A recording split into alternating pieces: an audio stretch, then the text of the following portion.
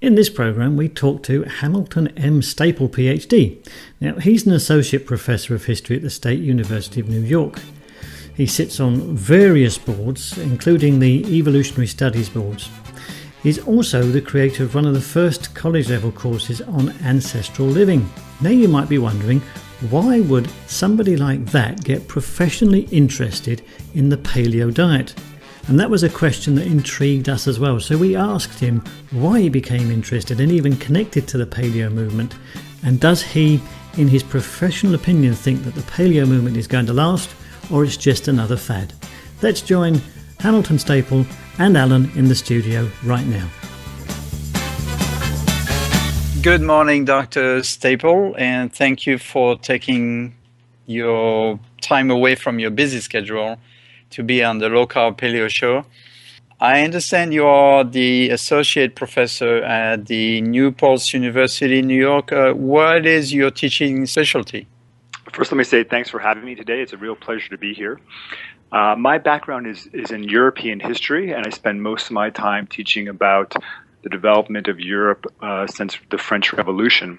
I also have an interest in evolution and human health, and I'm part of the Evolutionary Studies Board at SUNY New Paltz, and I've taught some courses related to evolution and human health as well.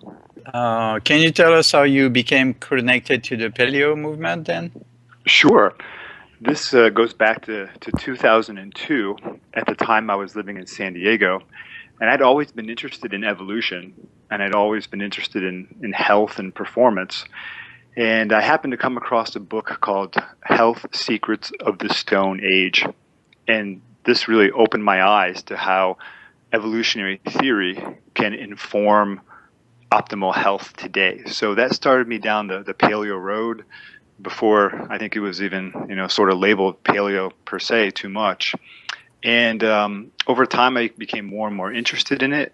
And then in 2011, I presented a paper, a poster actually, at the first Ancestral Health Symposium out in Los Angeles. And that gave me, kind of the formal introduction to the to conferences and talking about ancestral health or evolutionary health. And I've been developing my ideas and my interests since that time. You and I met at the Paleo FX 2014 in Austin, and you were presenting a very interesting seminar there, The Road Ahead, Obstacles to Popularizing the Ancestral Health Movement. Can you tell us more about it? Yeah, absolutely. So I'm interested in the paleo movement or the ancestral health movement as a social movement. So as a historian, I'm interested in where social movements come from, how they develop, and then ultimately what happens to them. So from a professional academics point of view, I'm interested in the whole paleo thing as what kind of social movement is this? Where is it going? Where are we today? So over the past 2 years, I've been giving a series of talks. And the talk I gave in Austin at Paleo FX 14 was in some ways kind of the final talk about where paleo is headed today. And I see there being 3 major obstacles for paleo becoming mainstream or for it becoming very popular. So my talk was to look ahead to say, well, look, there's been some amazing growth within the past couple of years, but where is this headed, and what might be some of the roadblocks that will need to be overcome? Can you expand on that and tell us what those 3 obstacles might be? Sure, I'd be happy to. I think clearly the movement has grown over the past 3, 4, 5 years, and there's some demographic data to back this up. Last year, I ran an online survey of the ancestral health community, and it showed that 85% of participants have joined within the past 3 years. So there are a bunch of people who have joined recently, and that's great. But for me, the question is, are we going to see that growth continue? And as I said a moment ago, I think there are some serious obstacles that need to be overcome. These are big, broad obstacles. And the first one is what I would call cultural obstacles. And this is the fact that Neolithic foods, grains, legume, and dairy, they're deeply woven into the fabric of our culture. And I think people sometimes don't understand, people within the paleo movement understand how deeply woven these foods are, what kind of cultural significance they have. we have civilization today because of grains, right? Because of these cereal grains. Literally, it's what allowed populations, early populations 10,000 years ago to expand, for birth rates to increase, for us to have increasing divisions of labor, accumulation of capital, specialization of employment and labor. So we have civilization today because of the agricultural revolution, and to strip those foods out of our culture, I think is going to be very difficult to do. And let me just give you one example of the importance of grains in our culture today. And I would give the example of Christianity and the importance of bread within Christianity, right? So the Lord's Prayer says, "Give us this day our daily bread." So if you start talking about removing bread for a devout Christian, I think this becomes a very difficult and complicated subject. So I think that's a major obstacle there, is cultural obstacles. So do you think that, of course, there's a lot of excitement, and so typically the younger crowd, or the crowd that is more into exercising and, working hard, maybe the athletes and all these young. So you think that this might be a fad that will go away, or? Alan, I think that's an excellent question. I don't think that the ancestral health movement is a fad. I think an evolutionary approach to health and medicine is going to continue and grow. The paleo movement as we know it today, perhaps there's some of that has a fad-like quality. Just recently, Whole30, which is a kind of a variation on paleo, has become incredibly popular in the media. And I see the media, was excited about paleo a few years ago, and there's kind of been a decline, and all of a sudden now there's Whole30. And I think this is kind of how our culture works, in terms of what's new, what's hot, what's next, and people gravitate towards that. So maybe, parts of the paleo movement might fade, might be less popular. But in terms of approaching health and nutrition and curing diseases from an evolutionary perspective, I think that part is here to stay. I'm somewhat new to it. I became aware of it about 3 to 4 years ago.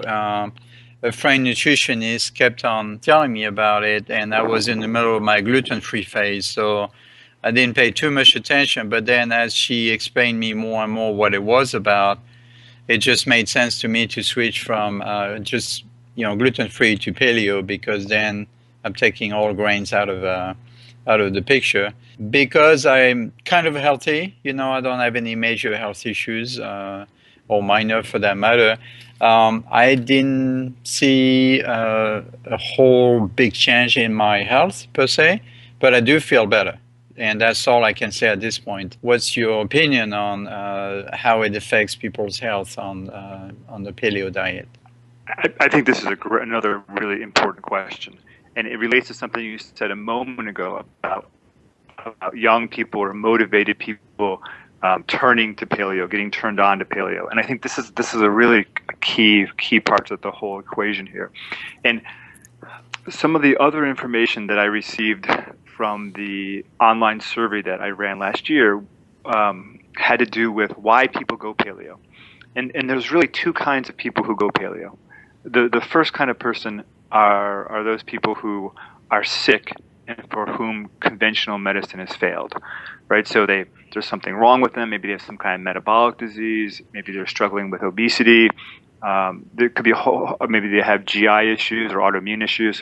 Conventional medicine doesn't help them. They're highly motivated because they feel so bad to seek out an alternative, and they seek out paleo because it's effective, right? It helps with a lot of different conditions. So these people are highly motivated. The other group of people that go paleo are those folks who are chasing performance, right? Who are interested in maximizing their physical or mental performance. And these people are also really highly motivated. So what you see is that you see this group of people who are paleo. They tend to be highly motivated, and we have demographic. I'm not just making this up. There's demographic data to support this, right? So they're better educated than national average. They have higher incomes. They tend to be a little bit older, in the late 30s. And so this is not your sort of average group of people, right? They're demographically, it's a very specific group. They tend to be 98% white, right? So there's a kind of a niche here that paleo is tapping into. Right. So you think there may be a restriction because obviously, I mean, some people are concerned about the cost of the paleo diet as because it's so protein heavy, and as you already know, I'm sure, cost of meat and also protein is going up and up. And for some people, they just can't afford to eat so much protein.